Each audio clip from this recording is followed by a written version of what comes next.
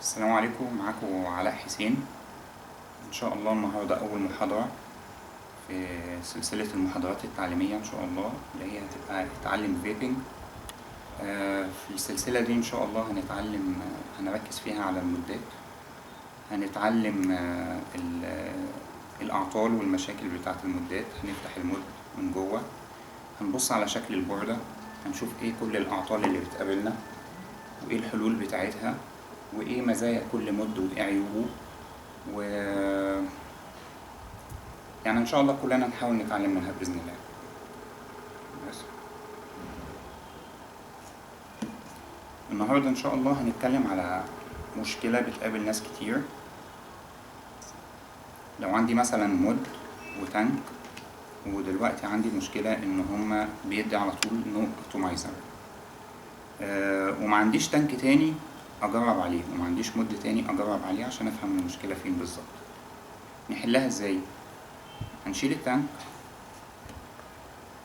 ونجيب كويل زي كده معمول، ونجيب جفت، بس هنعزل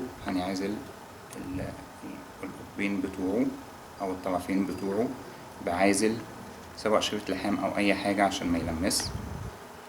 ونمسك الكويل بالمنظر ده،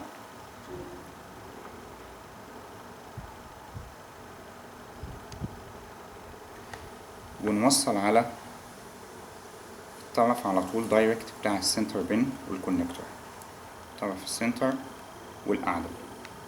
هنيجي هنا كده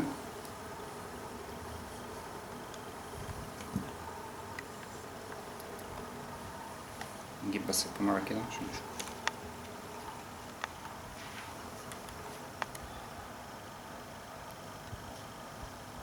اول ما وصلنا كده لقينا المقاومة اتقرت على طول.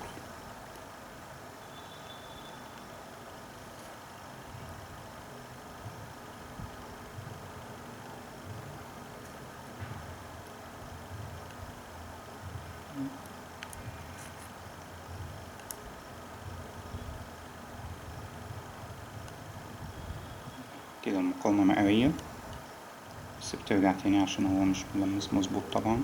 بس انا كده اتأكدت ان المشكلة مش في المود نفسه. ادام الكويل نفسه اتقرا يبقى كده المشكلة مش في المود نفسه. حتى لو فيرت اهو بيعد معايا.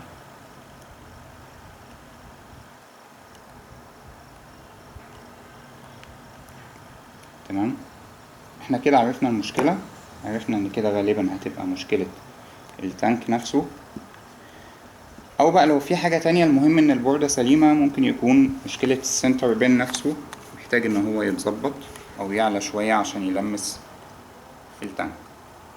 ان شاء الله المحاضرة الجاية بإذن الله هنتكلم فيها عن المود الكيوبويد نفسه من جوه. هنفتح المود وهنبص على البوردة بتاعته، هنتكلم عن كل الأعطال بتاعة الكيوبويد وايه المشاكل اللي بتصادفنا وازاي نقدر نحلها. وشكرا ليكم، وكل سنة وانتم طيبين.